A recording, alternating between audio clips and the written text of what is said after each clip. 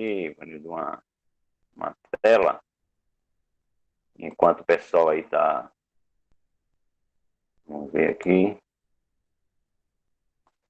Eu sempre fico Boa tarde. meio enrolado aqui com esses compartilhamentos, que é cada QG parece que vai agora, né? Pronto. Beleza.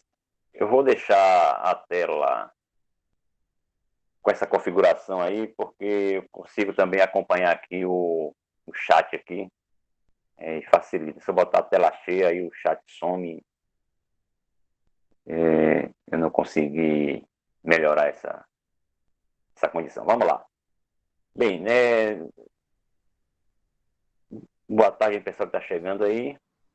Hoje nós vamos fazer a mesma dinâmica, né, do dia de ontem, só que com outros autores, com os trabalhos agora ligados mais à área de topografia e geodésia, né, especificamente.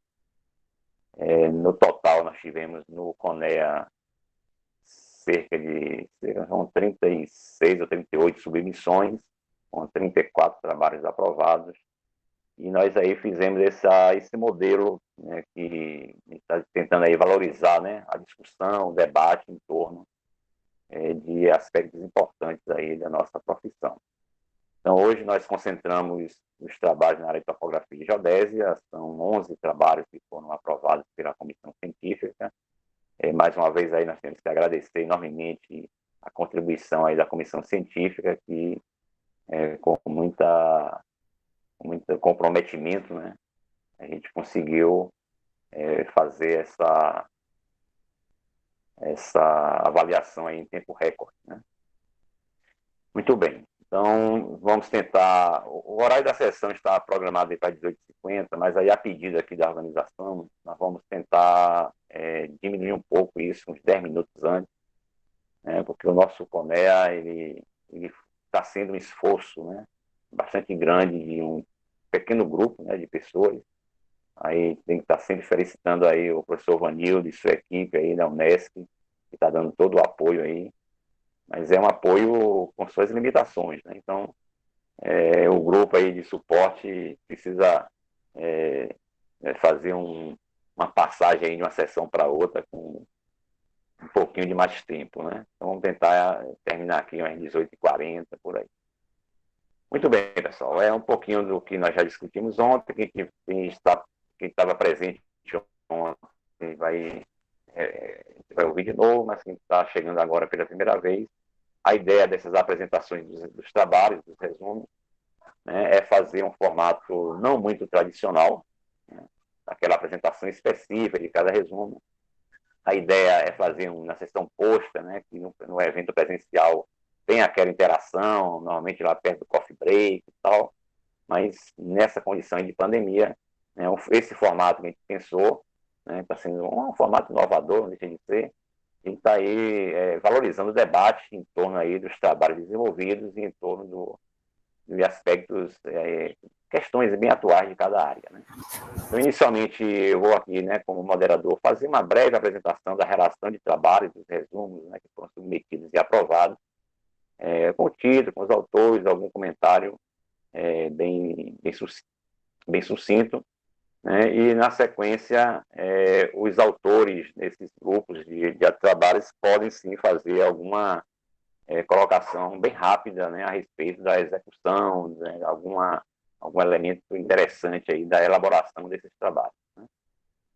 Após esse período, esse momento, a gente passa aí para as perguntas e comentários que são formulados pelos participantes, aí já vou solicitando aí ao pessoal que está aí já nos assistindo, né, está participando aqui do evento, que os trabalhos, todos eles foram disponibilizados, né, no site do Congresso, lá na aba de anais, onde os textos de todos os trabalhos estão lá disponíveis, né? E alguma pergunta específica, né, que qualquer pessoa queira fazer para algum trabalho específico, para algum autor específico, por favor, vocês podem já ir fazendo pelo chat a respeito aí do que vocês já leram, né, e entendem e conhecem dos trabalhos.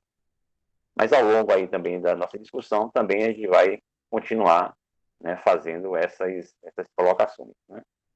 E ao final desse momento das perguntas e comentários, a gente levanta aqui na coordenação algumas questões gerais sobre a temática, né, da topografia e da geodésia nos dias de hoje, e a gente fomenta aí um pouco aí essa discussão, esse debate, né, com breves falas aí, principalmente dos autores, mas também dos nossos participantes podem, assim, fazer as suas intervenções. Então, agradeço aí mais uma vez a participação de todos, nós estamos aí já, a sala está enchendo aí aos pouquinhos, né? Mas fiquem à vontade, sintam-se em casa, né? Acho que a maioria deve estar realmente nas suas casas, né?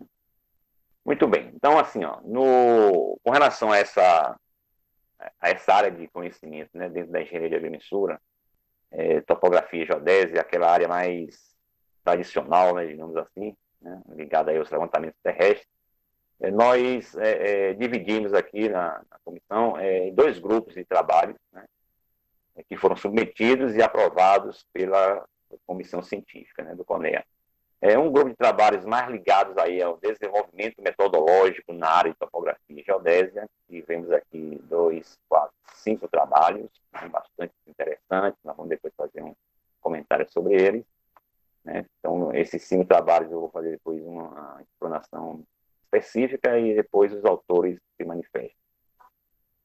Cadê aqui? Opa, passou direto.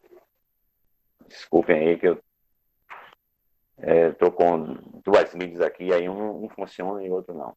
E outro grupo de trabalhos é com relação às ações mais voltadas a estudo de caso, aplicações, né, que a gente também teve 2, 4, 6 trabalhos que a gente vai também dialogar, né? O que é que houve aqui? Um minutinho só, pessoal.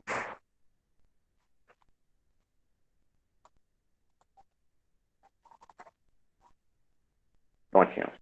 Então, assim, no grupo de trabalhos aí ligados mais ao desenvolvimento metodológico, né, nós tivemos um trabalho sobre análise da distribuição dos pontos de referência e do seu uso, né, no método da estação livre, a classificação de acurácia em locações de obras civis.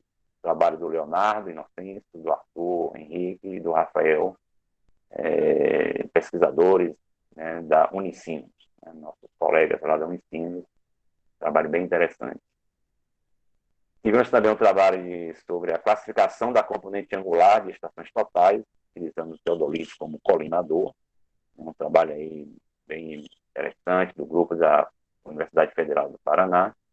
O Leandro Medeiros, o Samir Alves, Pedro Fajon, grande abraço aí para o professor Pedro, Felipe Rodrigues, Lívia Sampaio e o Darlan. Então, um trabalho aí bem voltado mesmo, né, a qualificação dos equipamentos, né, da topografia. Um outro trabalho também do grupo lá da Universidade Federal do Paraná, implantação de um sistema de classificação da componente angular de estações totais em laboratório. Então, aí o pessoal do Paraná tem já uma expertise, né, bastante forte com relação à instrumentação, né, na área de topografia, com laboratórios fantásticos, né, de calibração, de verificação. Então, essa importante contribuição aí para a área, para que os profissionais tenham assim como uma referência, né, a questão da qualidade de operação dos equipamentos, né.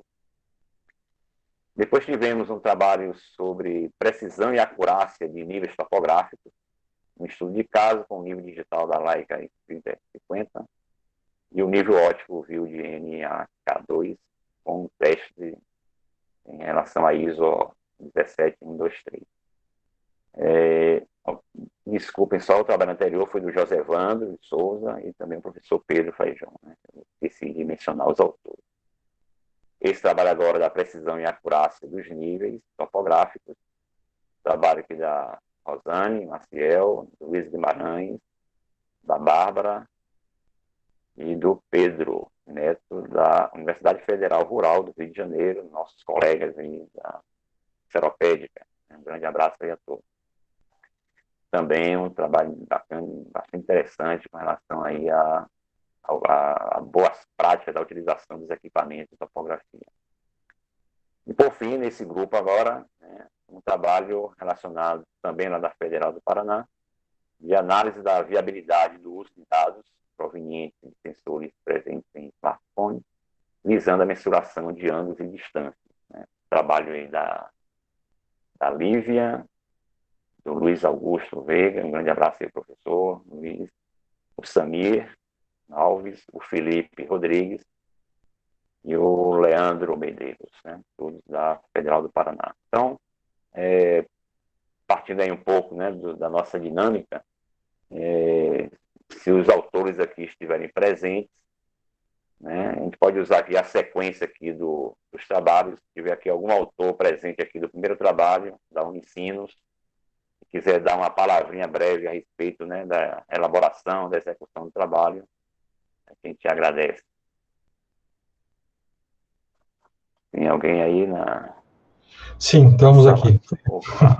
Olá, professor. Tudo bem? Então, eu sou o professor Leonardo, né, sou engenheiro agrimensor, dou aula no curso de Engenharia Cartográfica e de Agrimensura da Unicinos. Sou egresso do curso de Agrimensura da Unesc, em Criciúma, né, fui aluno do professor Vanildo e do professor Hugo. E esse trabalho foi desenvolvido, na verdade, pelo acadêmico Rafael Davis, né, que ele está aqui também. O pessoal trabalha muito aqui na região da Serra Gaúcha, onde ele desenvolve os trabalhos dele, né, com locação de obras civis, principalmente locação de pilares em prédios, né.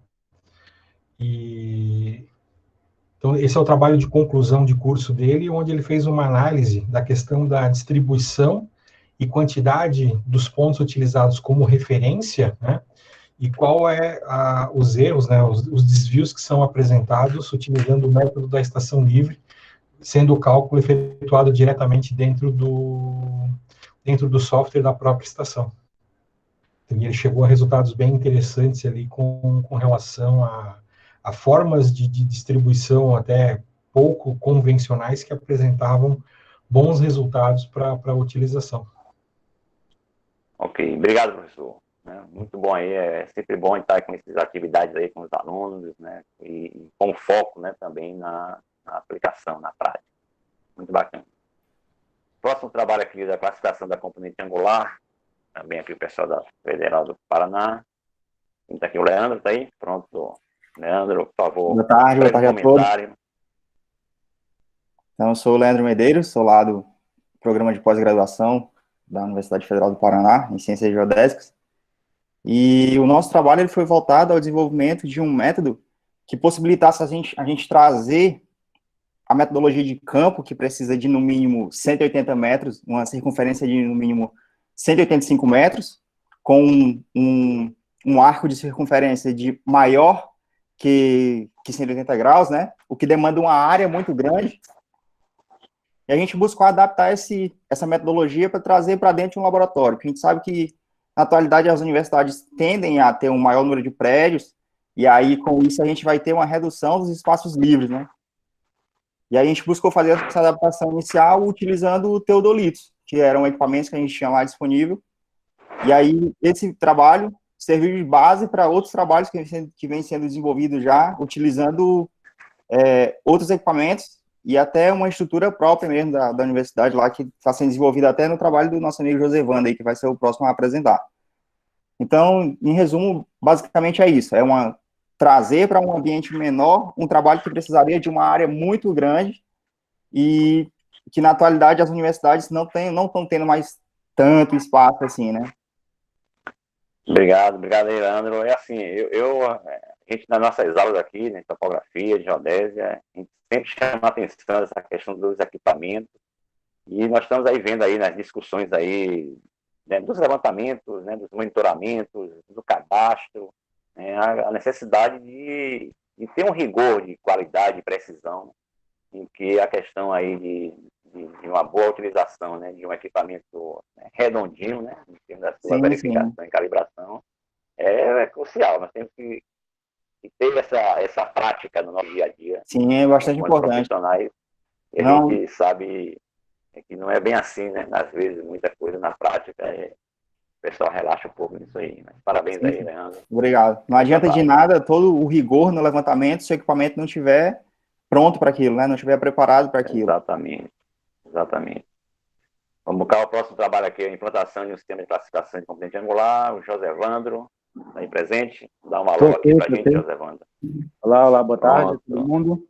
Então, como o Leandro já explicou também, a gente está desenvolvendo aí, estou no finalzinho do mestrado, então o intuito da minha pesquisa é justamente complementar vários trabalhos que já foram realizados aí no nosso laboratório, né, no nosso grupo de pesquisa. Então, atualmente eu estou trabalhando com o intuito de automatizar esse processo de classificação da componente angular de estações totais, através aí de um aplicativo no MATLAB que estou desenvolvendo, e o intuito é que o usuário insira os dados lá de leituras de ângulo, né, posição direta, posição inversa, no aplicativo, e a partir daquilo já sai um resultado, né, se o equipamento tem uma média precisão, tem uma baixa precisão, tem uma alta precisão.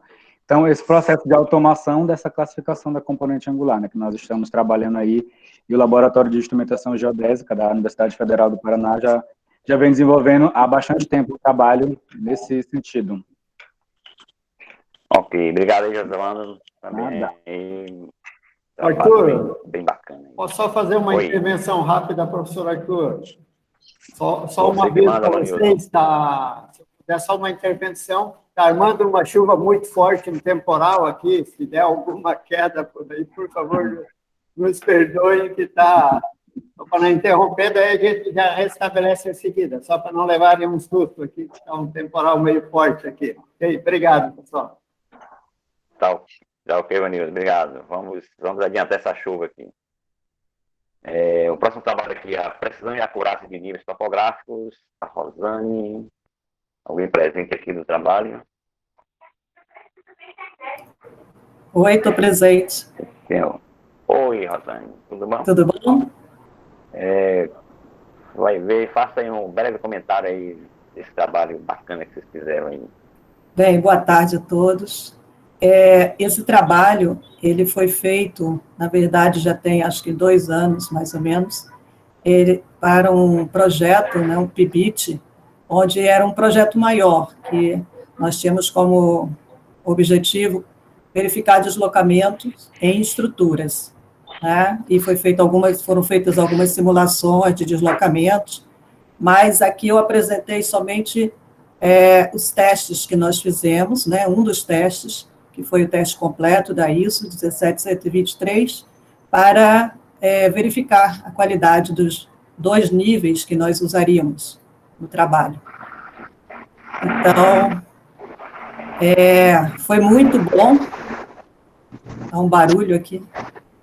Foi muito bom fazer esses testes, né, porque esses aparelhos, um deles, o nível digital da Leica, ele é intensamente utilizado no curso. Né? Nós temos vários deles, e a gente fica sempre preocupado com a qualidade do equipamento.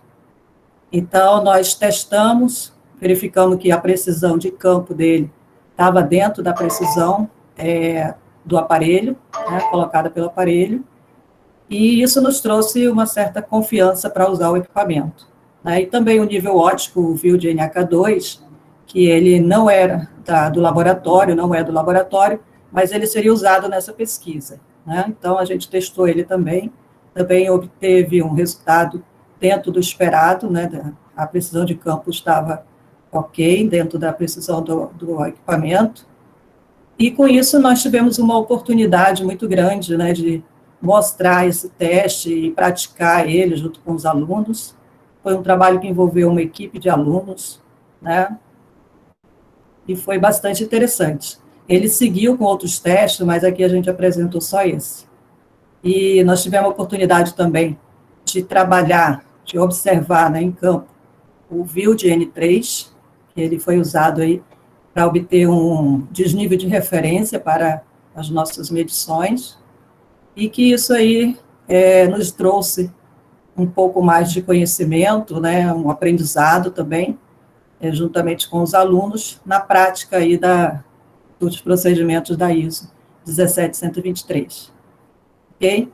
Eu queria, então, só citar aí que nós tivemos a participação também do professor Luiz Guimarães e de uma, na época, aluna, agora já está formada, que foi a Bárbara Chapeta, e o técnico Pedro, lá do nosso laboratório. Ok?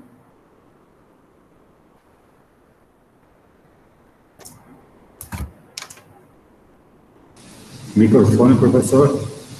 Agora eu estou ouvindo. Opa, obrigado. Estou conseguindo ver a tela compartilhada, não, né?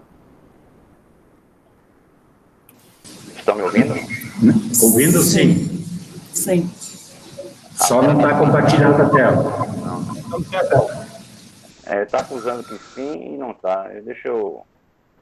Vou parar e compartilhar de novo.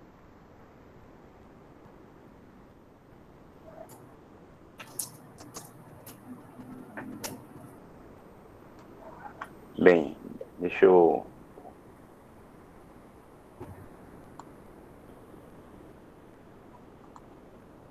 Estranho, hein?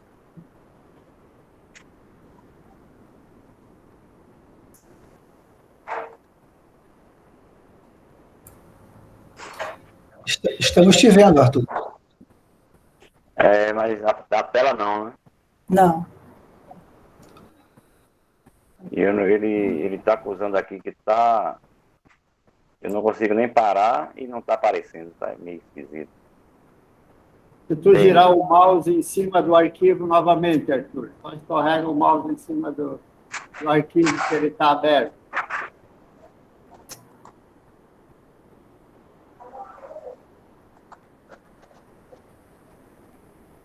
Meus amigos. Bem, como eu já tinha comentado, por favor, aí, alguém do trabalho da UFPR sobre a análise da viabilidade de dados usando smartphone, a Lívia, se estiver presente, quiser fazer um comentário para a gente. Olá, Lívia, obrigado. Aí. Desculpa aí, mas vou tentar boa noite. estabelecer. Tá dando para me ouvir direito? Sim, pode falar. Boa noite a todos. Primeiro, gostaria de agradecer aí a oportunidade de estar apresentando o trabalho no Congresso. O trabalho está incluído no grupo de pesquisa aí de geodésia aplicada à engenharia da Universidade Federal do Paraná, que o Leandro e o Josevando também já apresentaram. E esse trabalho específico, ele está ligado ao desenvolvimento aí de um aplicativo para a gente verificar a qualidade dos sensores presentes em smartphone para auxiliar na determinação de coordenadas tridimensionais. Então, ao longo do desenvolvimento do trabalho aí, a gente viu alguns problemas, não problemas, mas limitações quanto a essa utilização, mas já tem um viés, assim, que mostra algumas possibilidades da gente utilizar esses dados para fins de análises prévias aí, no caso de um planejamento na topografia. E é isso. Obrigado aí, Lívia. Foi ótimo aí. Pessoal, eu vou tentando compartilhar aqui a tela,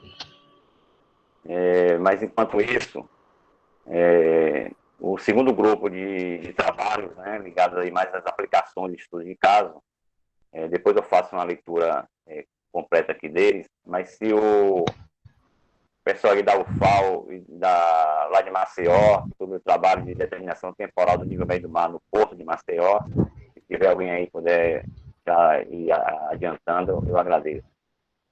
Sim, estou aqui. Pronto, boa noite a todos. Henrique? Opa, Isso. Um abraço, Henrique. Obrigado. Hein? Um abraço a todos. Boa noite a todos. É um prazer estar participando do evento. Eu gostaria de me apresentar. Eu sou engenheiro agrimensor de formação, sou professor da UFAL e recentemente retornei ao doutorado e venho desenvolvendo pesquisas na área de agrimensura aplicadas ao gerenciamento costeiro, né? Que é uma área ainda carente aqui no estado. Então, nosso trabalho visou a determinação temporal do nível do mar no porto de Maceió. Então, o objetivo da gente era verificar se houve alguma variação do nível médio do mar no período de 13 anos. E por que isso é importante? Porque existem estudos, tipo do IPCC, que é o Painel Internacional de Previsões Climáticas, que já detectaram que o mar está se elevando cada vez mais rapidamente, né, devido às mudanças climáticas. Então, essa é a importância do nosso trabalho, detectar se essas mudanças climáticas, a intensificação delas, está causando a elevação do nível do mar na região de Maceió. Tá? Então, trabalhamos com dados de 2006 e 2007, um período de um ano. Infelizmente, no resumo, saiu de 2016 e 2017, mas seria 2006 e 2007, e de 2018 e 2019. Então, foram 13 anos desse intervalo, né? Então, detectamos, sim, que o mar se elevou aqui na região do Maceió. E isso é importante porque esses resultados podem ser utilizados para inferir a retrogradação da costa, né? O recuo da linha de costa temporal, com base nas previsões de elevação do nível do mar. Então, o trabalho é importante e eu acho que até seria o primeiro trabalho do Estado de Alagoas com esse tipo de metodologia. Então, acho que é isso. Ok, Henrique, obrigado aí.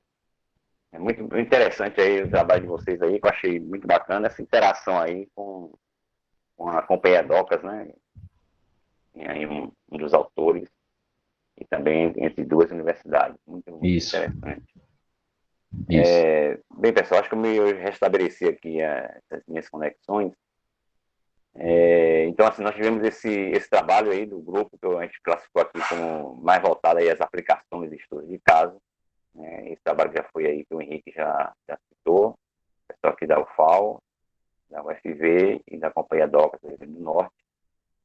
Depois tem um trabalho aqui da nossa, aqui da UFBA, cálculo da incerteza, cálculo da área e da incerteza da área, no referenciamento de parceiras territoriais, no estudo de caso aqui em imóvel urbano. A Maria Beatriz, não sei se ela está presente.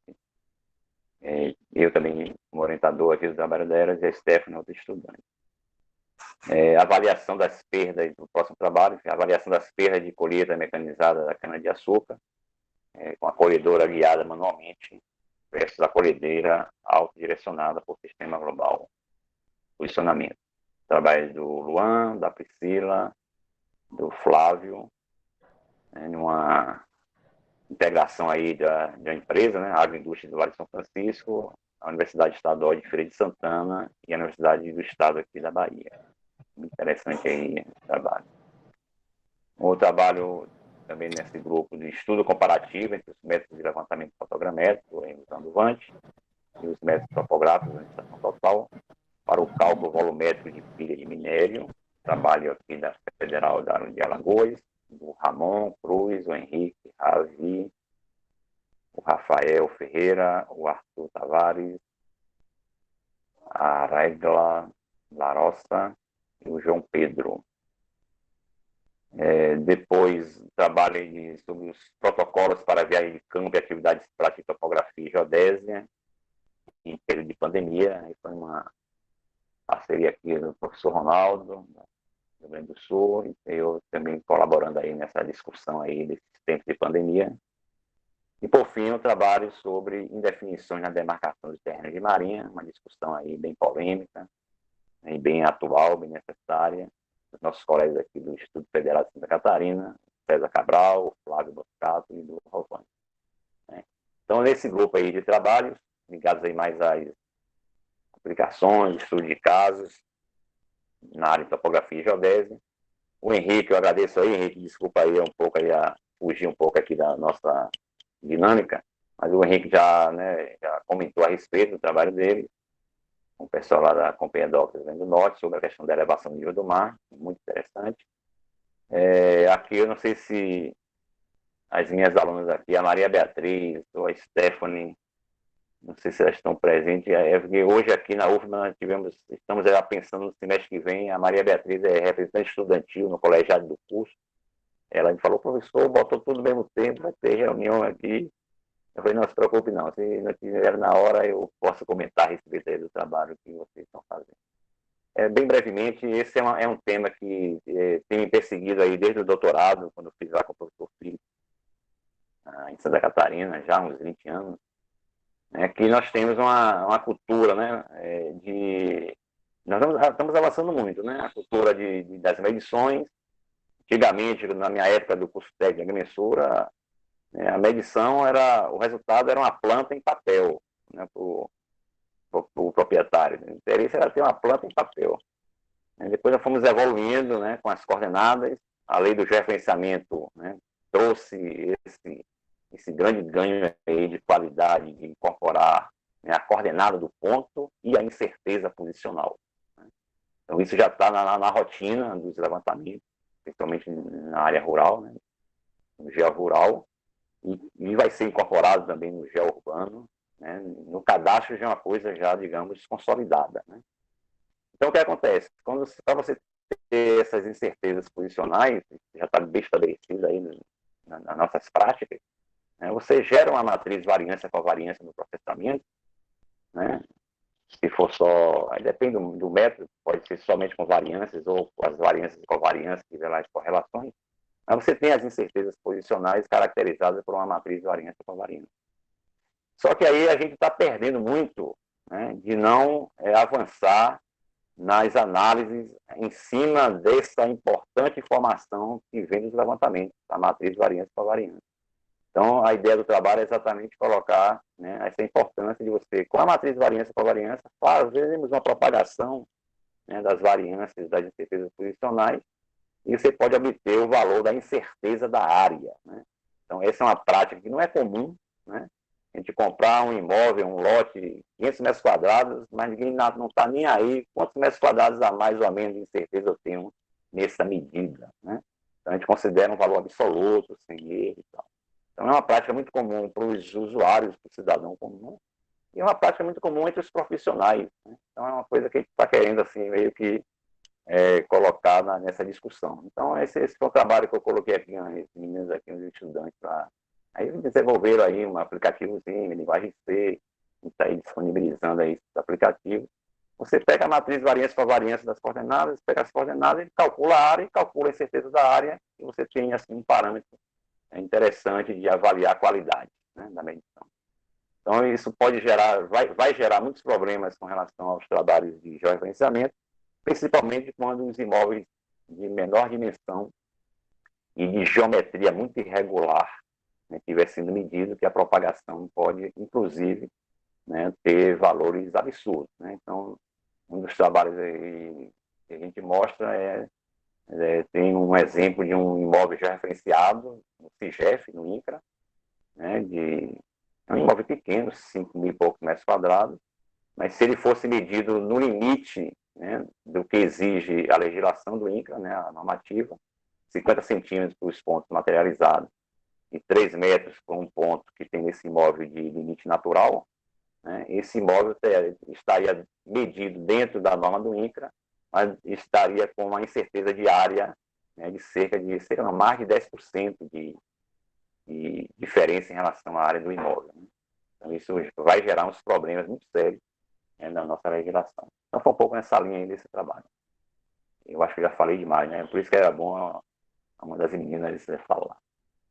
Bem, passando aqui, o próximo trabalho aqui, a avaliação das perdas de colheita mecanizada da cana-de-açúcar, né? Trabalho interessante aqui do pessoal, dos patrícios aqui da Bahia, a Agroindústria Vale de São Francisco, Federal Estadual do Espírito Santana e da UNEB. Tem alguém presente aqui? O Luan, a Priscila, o Flávio. O Luan está aí, né? Pronto, Luan. Boa noite, Arthur. Aí. Boa noite, obrigado. Hein? Esse trabalho, me apresentar, né? Eu sou Luan, sou engenheiro agrimensor e atuo na usina Agrovale, em Juazeiro, Bahia. Atuo na parte de topografia e esse trabalho ele foi feito a partir de uma demanda da empresa, a partir de uma evolução tecnológica que tem sido feita na área de agricultura, e nós fizemos um trabalho de avaliação da perda da colheita mecanizada, guiada manualmente e guiada por piloto automático. Então, todas as operações hoje dentro da Agrovale de plantio, elas são georreferenciadas. Então, no momento do plantio da cana-de-açúcar, já é feito o georreferenciamento georreferenciamento das linhas de cana.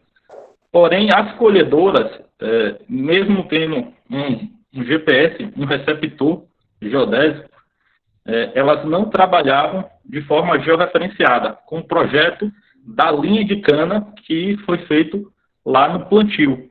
Então, nós obtivemos os dados do georreferenciamento no período do plantio, pegamos esses dados do plantio e transformamos em projeto de colheita.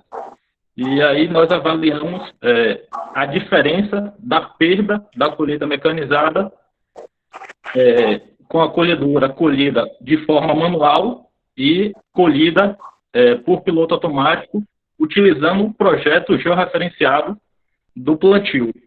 E nós conseguimos chegar a um número bem interessante. Houve uma redução de 2,5% na perda da matéria-prima, e foi avaliado num campo de 68 hectares, transformando isso em números, com uma redução de quase R$30 mil somente em um campo. O investimento que é feito nessas tecnologias não é um investimento barato, porém, quando se tem grandes áreas, um grande volume, uma grande demanda dessas atividades, esse investimento ele se justifica. E só nessa área de 68 hectares, houve essa redução de 2,5%, quase R$30 mil de lucro para a empresa, a partir da adoção do piloto automático, com a colhedora utilizando o sistema de correção RTK. Então, foi feito o georreferenciamento no plantio, e nós utilizamos aquele mesmo dado do plantio, multiplicamos eles para a colhedora. E aí conseguimos essa redução, pois o corte da cana ele saía de forma praticamente perfeita. Então era esse o nosso trabalho. Obrigado aí, Luan. Muito bom, interessantíssimo aí. Acho que importante é essa ação direta aí, né, na ponta aí da produção aí. Isso é bastante interessante, esses estudos, para a gente ir sempre aperfeiçoando e aprimorando aí os processos. Obrigado, hein. Próximo trabalho aqui na nossa relação, estudo comparativo entre os métodos de levantamento fotogramétrico, VANT, com estação total. Quem está presente aqui, o pessoal da UFAL, o Ramon, o Henrique. Tem alguém presente? Vamos ver aqui. Henrique Cruz. Não, Henrique Almeida. Eu acho que quem fala é Henrique. Tranquilo, Henrique. Grande abraço. Isso. Pode fazer seu comentário. Tranquilo. Esse grande abraço, obrigado. Tá ok. Na verdade, eu participei.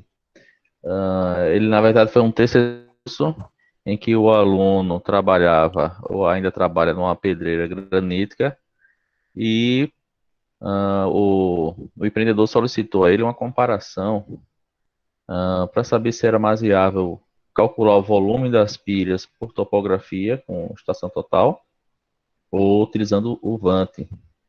Então aí ele mostra as duas metodologias, ele colocou os pontos de controle, fez uma poligonal fechada, ajustou também, e no final os resultados demonstraram que seria mais viável o levantamento com VANT.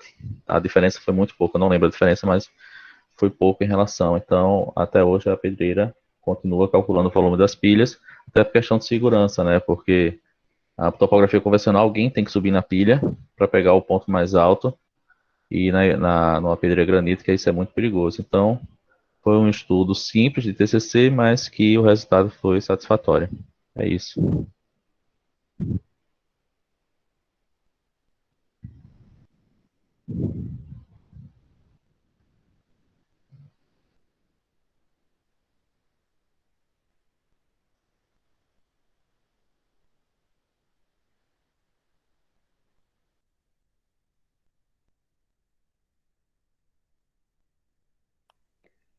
Professor Arthur, seu microfone está desligado.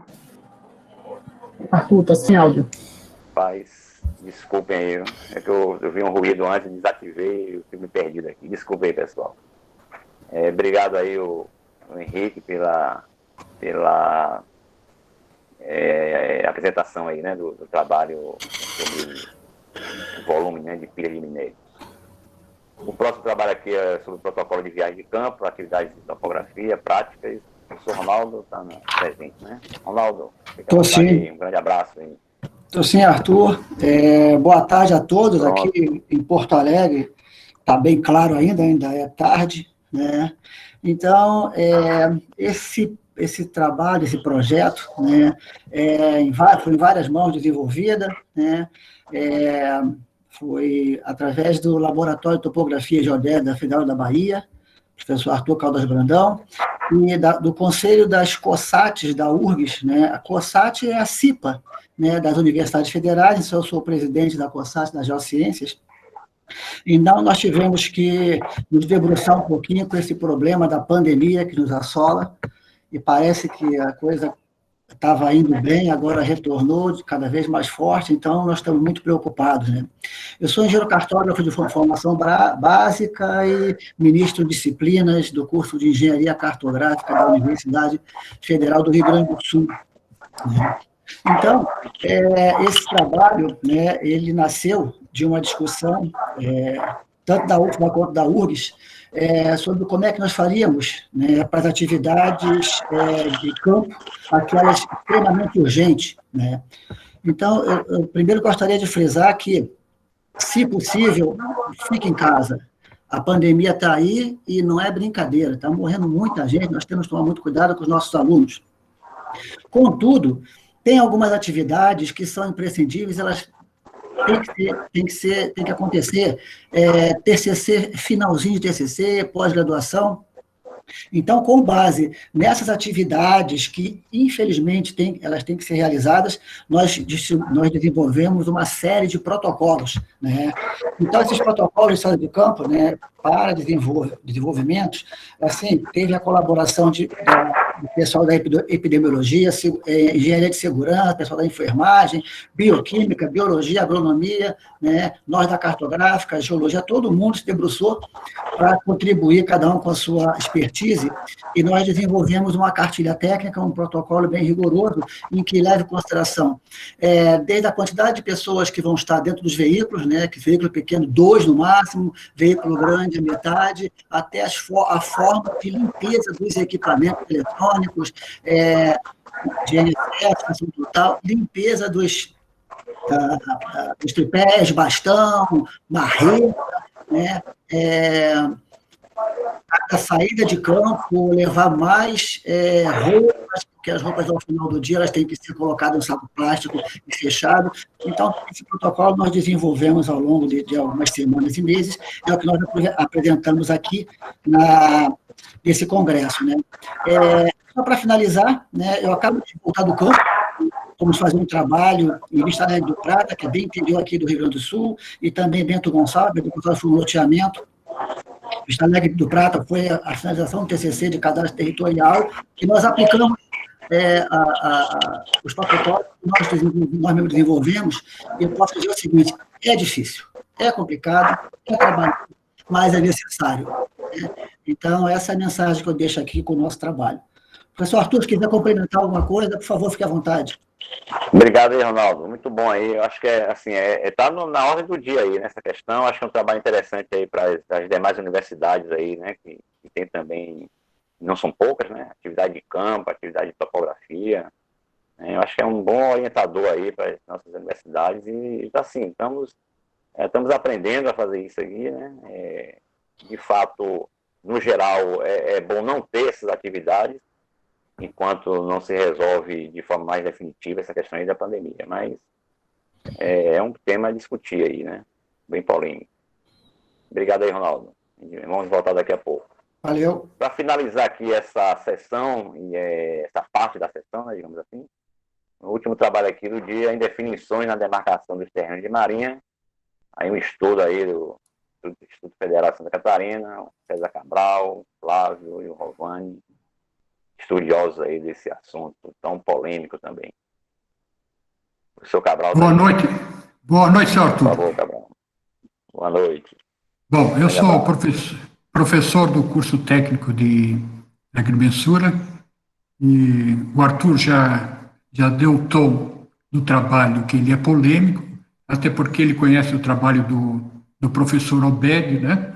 Nós estávamos lá no dia da defesa da tese dele. Aqui não vai nada contra o trabalho do professor Obed, aliás, pelo contrário. Ele tentou arrumar uma solução para essas indefinições, né? É um dos poucos aí que se aventurou nesse emaranhado de legislação.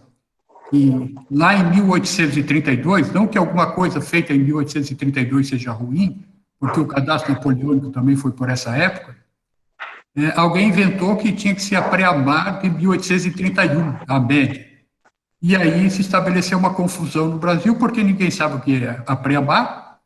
Se for pegar o que o governo diz e que o Obed diz, por exemplo, são coisas diferentes.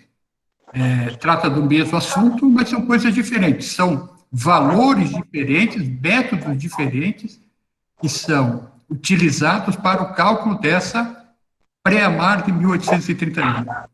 Que, aliás, nunca foi medida, ou supostamente foi medida lá em 1831, mas ninguém sabe exatamente como é que é aquele manegra, foi um negócio bem estranho. Bom, mas ao longo desses séculos, ao longo de quase 2 séculos, esse tema, ele não está pacificado. Ninguém sabe ainda exatamente qual era.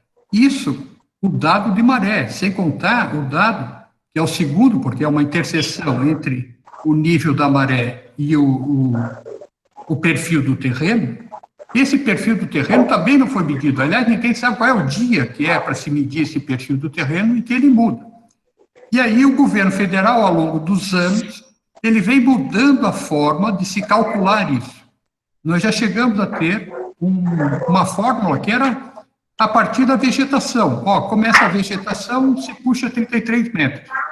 E outros vários estudos aí que eu já tive terreno de marinha que a linha de demarcação, ela mudou 3 vezes em 20 anos. Cada vez que o patrimônio da União ia lá no terreno, ele mudava algum lugar. Então, essa indefinição que nós estamos tratando aqui são das normativas dentro do próprio SPU, que, aliás, não abre para ninguém, ele está certo e ponto final. Não reconhece sequer esse belo trabalho do professor Obed. E recomenda, olha, vamos adotar uma outra linha, uma outra referência que não seja essa maré de 1831, que ninguém conhece, né? Então, eu posso até supor que lá em 1831 era de uma forma, mas, na prática, ninguém conhece. E aí eu gostaria muito da opinião de todo mundo aí, já que é uma questão bastante polêmica. Muito obrigado por enquanto. Obrigado aí, Cabral. Grande abraço.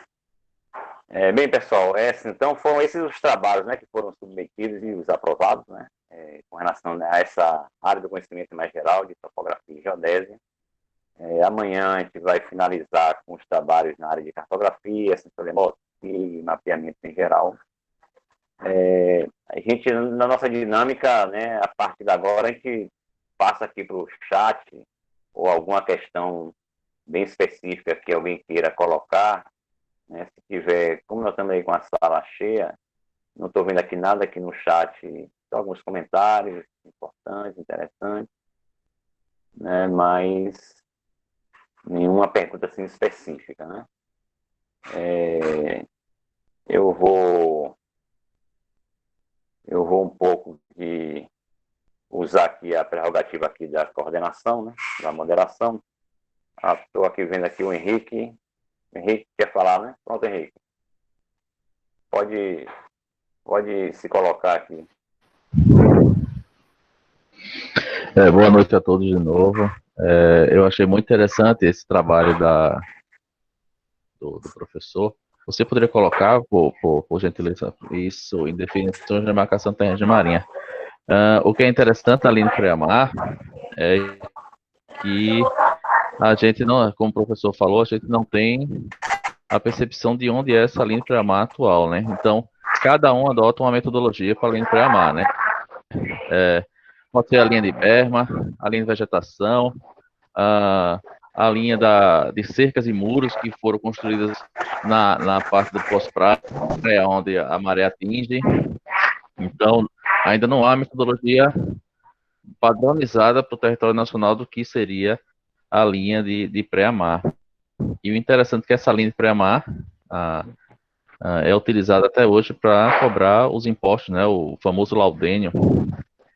Então, há também alguma coisa na literatura que eu lembro, e as regiões ali no Recife, que passam um córrego atrás, na rua de trás ali da avenida principal, segundo, se não me falha a memória, o pessoal ali ainda paga laudênio, porque seria a área de ação de maré ainda. Então, a região de Restinga também pagaria laudênio, porque também estaria sob influência de maré. Então, é um assunto muito interessante e que merece bastante estudo e uma delimitação oficial, né? Porque foi de 1800 e alguma coisa, e não dá mais para usar essa linha atualmente, né? Ok. Cabral, se quiser fazer já um comentário mais geral... Eu vou, isso, assim... viu, Cabral, rapidinho, que eu vou também já colocar aqui a colocação aqui do Delamar, né, que é também o seu trabalho. O seu trabalho é polêmico, né? Um tema que é bem polêmico. Na verdade... Só rapidinho, pode Cabral, colocar outro. É que o Delamar, ele quer que você comente um pouco sobre a questão da demarcação, né, dos terrenos de marinha, quais são as ideias, né, que vocês teriam aí a respeito disso. Bom, essa questão dos terrenos de marinha, ela começou a ficar, a tocar mais as pessoas quando, em 95, houve uma atualização da planta de valores. E aí, esse valor aí, que na verdade é um aluguel, né, porque o governo é o dono, e ele cobra o aluguel das pessoas, né, que é esse laudêmio, Então, até 95, o valor era baixo, ninguém se importava muito. Mas depois, os valores dos imóveis começou a crescer muito, e o governo também começou a vender esses imóveis. E aí, começaram essas demarcações, porque o patrimônio tinha interesse em arrecadar mais. E cometeram barbaridades. Não se sabe onde está essa linha, e o patrimônio chega lá e faz uma linha presumida, diz que a linha passa por ali, ele é o dono, ele manda, e a tua escritura não vale nada, a tua ocupação não vale nada. Quando esse negócio foi criado, essa faixa de servidão de marinha era uma área não edificante, era exatamente para impedir a edificação. E hoje está toda edificada. E o que nós vamos fazer? Vamos derrubar a Avenida Atlântica em Camboriú ou Copacabana, que está tudo em área de marinha, na suposta área de marinha? Não. Então, existem algumas soluções. Lá no Congresso tem algumas leis lá que querem simplesmente extinguir. E tem outras que querem, assim, quem está inscrito hoje, ele vai receber, se ele está inscrito, por exemplo, há 10 anos, ele recebe o terreno, vai passar. Seria uma regularização fundiária. Mas ainda é necessário que se tenha, em algumas áreas, uma faixa de proteção. Aquelas áreas que estão densamente ocupadas, que não vai se arrancar mais ninguém, o cidadão chega lá e vamos transferir esses imóveis para quem está ocupando, né, desde que ele esteja inscrito lá no patrimônio da União. E aquelas áreas que não foram ocupadas, que têm interesse ambiental ou interesse da comunidade, então essas áreas permaneçam na mão das prefeituras, ou do governo do estado, ou do governo federal. O que não pode é essa bagunça. Hoje é uma bagunça o que nós temos em termos de demarcação. Tem um cidadão aqui em Santa Catarina, chamado Roberto Pugliese, ele é um advogado muito famoso, e ele diz, olha, enquanto continuar essa coisa eu, por mim, extinguiria, mas eu ganho muito dinheiro com isso. Assim, por quê? Porque ele ganha todas as ações. E agora, ele ainda tem o trabalho do OBED, que dá um respaldo científico, né? Ele chega lá, está aqui o trabalho, quem é que vai contestar o trabalho do OBED? Ninguém, né? E o trabalho do OBED mostra que, olha, se nós formos seguir todos esses protocolos aqui, o terreno de marinha não existe mais, está tudo dentro d'água, né? Então, nós temos que proteger nossas praias, uma parte da Restinga. Existe a lei de gerenciamento costeiro, que protege essa faixa, mas esses primeiros terrenos ali próximo à praia, eles se enquadram todos em terreno de marinha. E quando houve essa nova demarcação também, o pessoal da marinha usou uma cota muito alta E aí foi atingir gente que estava muito longe do mar. E aí foi grito total. Imagina que você tem uma casa que está a mais de 100 metros, 200 metros do mar, e aí vem a União e diz, olha, esse terreno não é mais seu, nós vamos cancelar a sua matrícula, e agora o senhor ainda vai ter que pagar o aluguel para nós aqui todo ano. E aí gerou uma confusão danada, né? Foi tudo parar na justiça, né? Então, esse é o problema no Brasil inteiro. Ok, obrigado, Cabral. Pessoal, vamos tentar, porque assim, a ideia é dinamizar aqui um pouco o debate com outros temas, né, que são importantes também. Estou aqui, mas vamos seguir aqui a nossa lista aqui no chat. O Ronaldo pediu inscrição aqui. Ronaldo? Pois é, Arthur, vou tentar ser o mais rápido possível, né, para dar espaço para as outras pessoas, mas o Cabral, assim, nós somos defensores da demarcação de terrenos de madeira com critérios técnicos, né, a gente sabe que existe no litoral brasileiro regiões, a maioria das regiões tem o avanço do mar, mas também tem regiões de progradação. Então, aqui no Rio Grande do Sul, nós estamos trabalhando em cima de alguns pontos de regiões de progradação, aí realmente terreno de marinha existe e está aumentando, mas a gente também sabe que boa parte do litoral brasileiro, terreno de madeira está dentro d'água, né? O professor Galdino fez um belo trabalho em todo o litoral de Pernambuco, nós aqui no Rio Grande do Sul, o pessoal aqui da Bahia, trabalhando com isso também ali em Salvador. Nós temos um grupo de pesquisa do CNPq, né, chamado Terrenos de Marinha e Maré, justamente discutindo em nível Brasil o que a gente pode fazer para ajudar nessa solução. É isso, Arthur. Obrigado aí, Ronaldo. Bem, pessoal, Arthur, eu queria fazer um comentário sobre aquele levantamento lá com estação livre, alocação. Eu queria um pouquinho mais de detalhe lá, o número de pontos que foram utilizados. Oi, sim. Então, na verdade, esse trabalho, né, nós simulamos uma situação de colocação de pontos numa laje, né, nós fizemos uma rede numa área aproximada de 500 metros quadrados, e nós distribuímos 8 pontos de referência, né, e aí a partir colocamos a estação no centro dessa distribuição de pontos, e aí a partir disso começamos a fazer as leituras, né, nos pontos de referência para verificar as precisões obtidas na estação a partir desse método da estação livre. Nós chegamos a resultados, o melhor resultado, se eu não me engano, acho que foi 2,4 milímetros de desvio, né, da coordenada no cálculo da estação, utilizando todos os pontos de referência. Bem, obrigado aí. Bem ruins também, utilizando apenas 3 pontos mal posicionados, né, ou seja, todos numa lateral só da situação. Ok, obrigado aí, Leonardo, pela resposta. Obrigado, Cabral, aí, pela participação também. Aqui no chat, o professor Ronaldo aqui já está resolvendo aqui, o pessoal solicitando aqui. Um grande abraço aí para o Luiz Veiga, para o Delamar, solicitando aqui a questão aí dos protocolos, né, em tempo de pandemia. Esse vai ser uma situação que em 2021 a gente vai ainda conviver com isso. E nós temos que realmente ter um posicionamento, né? Muito bacana. Bem, pessoal, nós estamos aqui com um tempo bastante reduzido, né? Muito reduzido para concluir aqui nosso trabalho da sessão. Mas agradeço, acho importante essa interação aí em relação aos trabalhos que foram desenvolvidos, não tem a menor dúvida, né? A gente tem assim, alguns trabalhos bem específicos, outros de natureza assim, mais geral, mais polêmicos, uns mais, outros menos. Isso é natural, mas eu estou gostando muito aí da participação de todo mundo.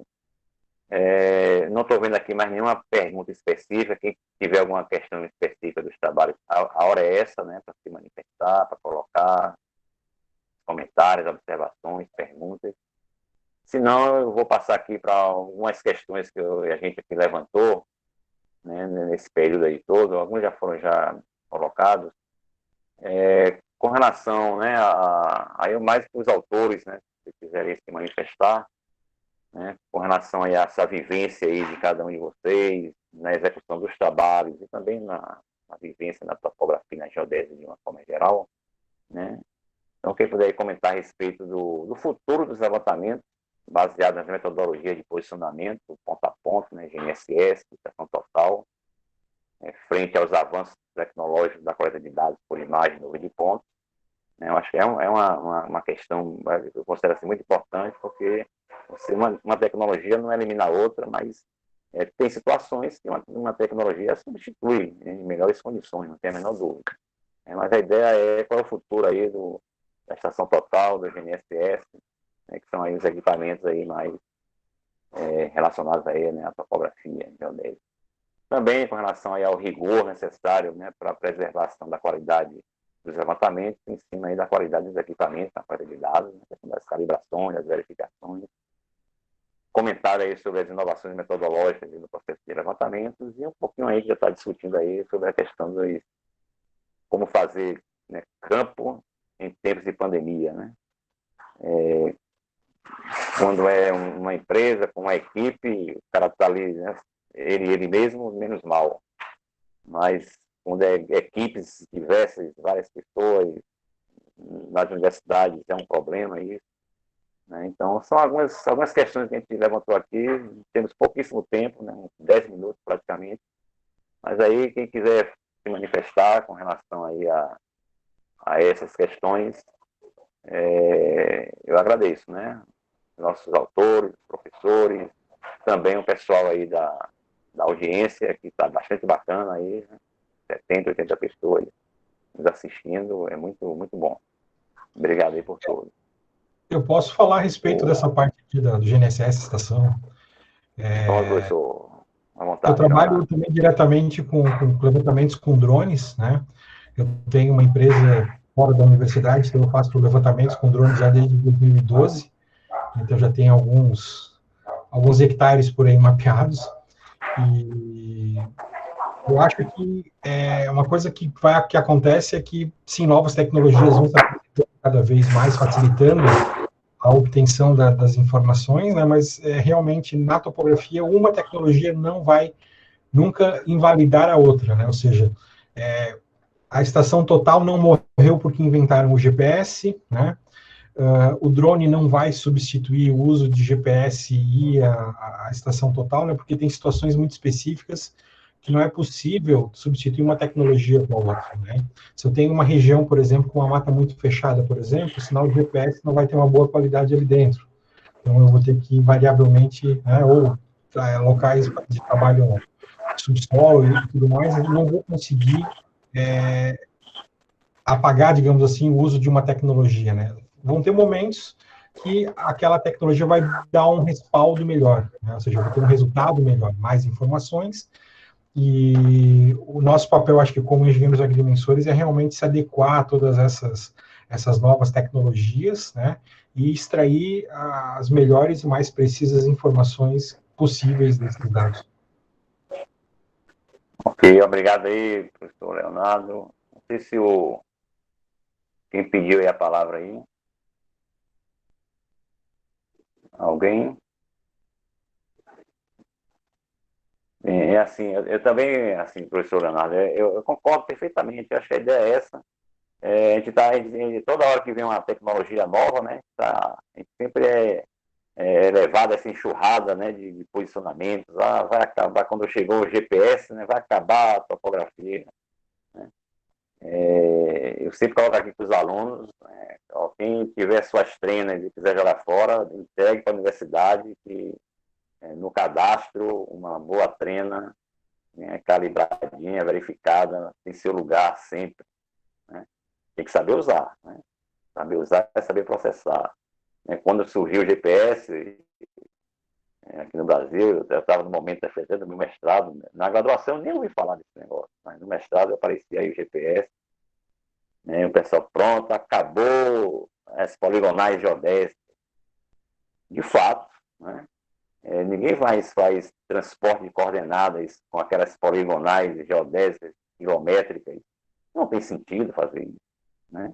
Mas você não vai substituir uma estação total por um GPS. Tem situações que a estação total é muito mais adequada, tem situações que o GNSS é muito mais adequado, e a ideia principal que a gente tem aqui para os nossos profissionais é exatamente fazer, né, esse equilíbrio e E essa escolha, né, da melhor metodologia para os melhores resultados, com menor tempo e menor custo, né? Essa é a função do engenheiro no seu dia a dia. Estou vendo aqui, tem mais alguém aqui que queira se manifestar sobre esses assuntos gerais aqui colocados? Eu confesso que eu tenho uma certa dificuldade de ficar aqui com tela, com celular, computador. O Leandro levantou a mão aqui, tem o Ronaldo também, levantou a mão aqui. Eu estou vendo aqui a mão do Ronaldo e...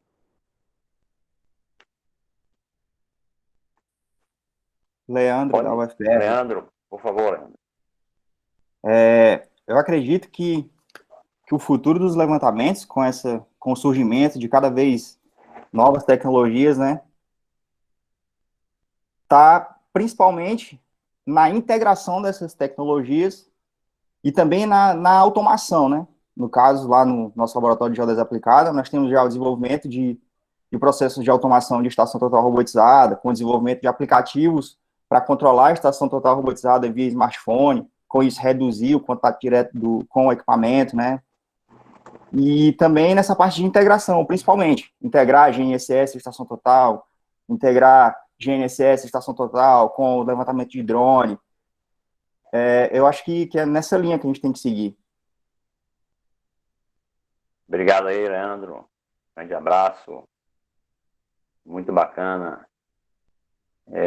Quem mais aí que gostaria de fazer algum comentário aí? Bem, eu vou só levantar aqui algumas questões que eu acho que é importante, né?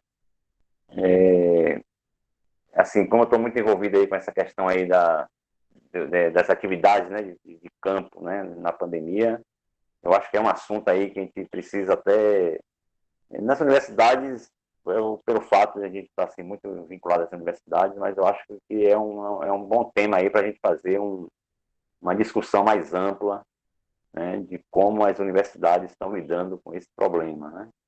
É uma questão que não é simples, existe, né, um cronograma, né, de atividades, aqui mesmo na UFBA, e eu acredito que na maioria das universidades a gente não teve atividade prática de topografia e levantamento em 2020, né? Então, os cursos, de certa forma, vai ter um retardo aí na conclusão aí dos alunos. É evidente que a saúde, em primeiro lugar, não se negocia, né, com relação à saúde, mas eu acho importante um tema, né, para a gente avaliar, né, até que ponto, né, é possível ou não, né, fazer com segurança essas atividades de campo, né? Então, durante esse ano todo aqui, eu aqui na UFMA, eu aqui tive uma experiência que foi uma necessidade e uma solicitação aqui da Marinha do Brasil, que mantém aqui uma represa, uma barragem, né, que teve algumas discussão se estava fazendo alguma movimentação, e aí o pessoal resolveu fazer um monitoramento, e nós demos um suporte à empresa que estava fazendo esse monitoramento, e fizemos algumas atividades de campo com os alunos, mas num esquema assim, muito que o Ronaldo colocou aí, né?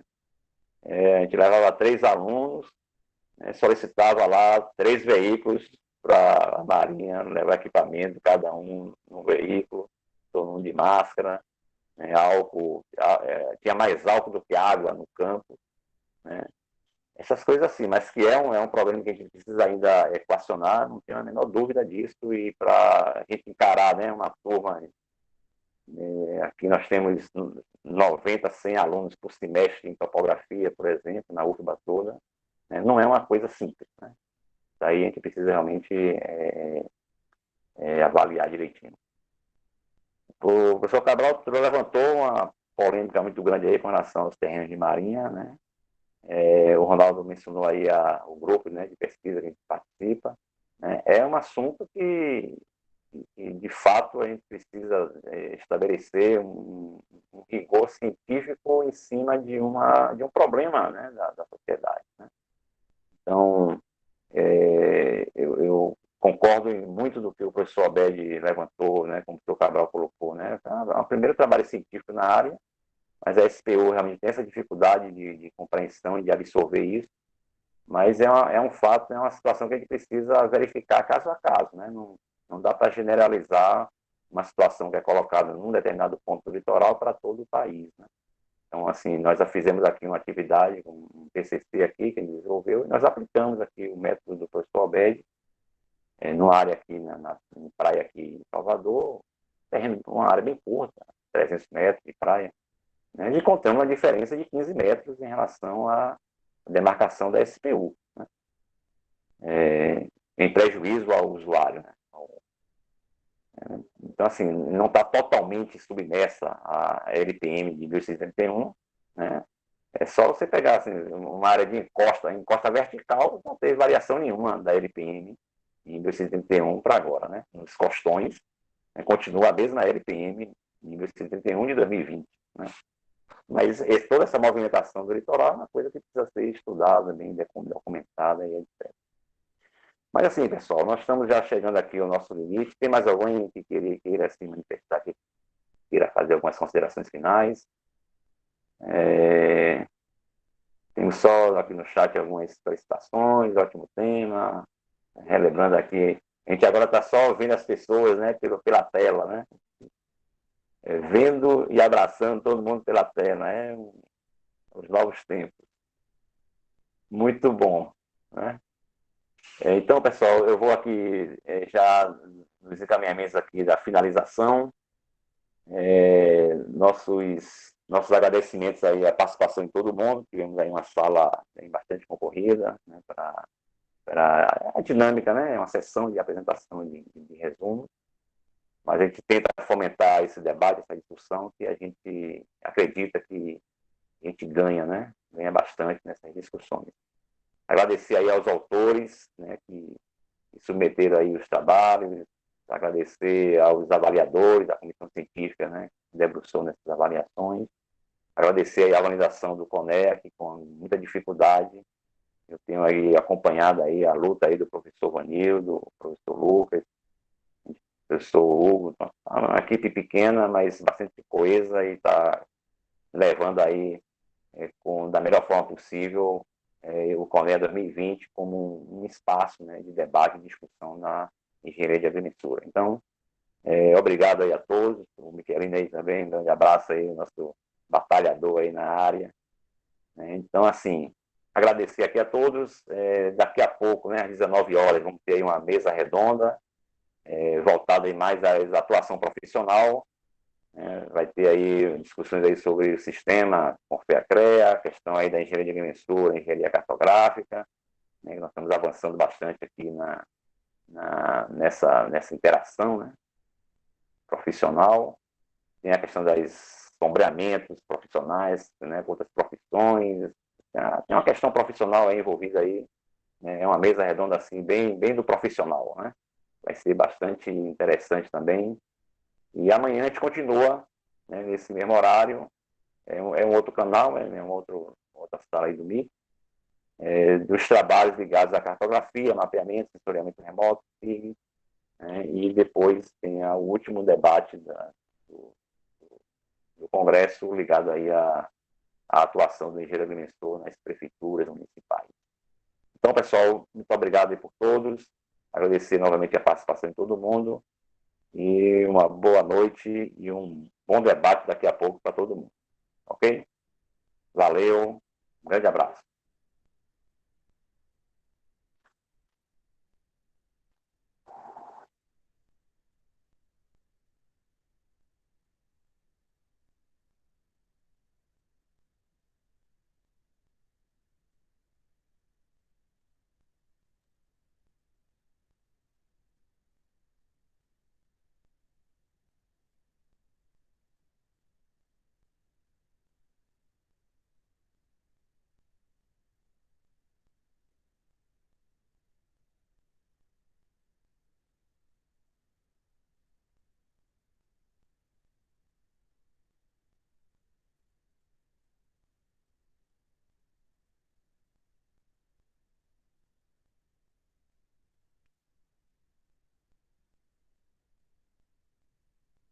Felipe pode já cancelar a gravação, né?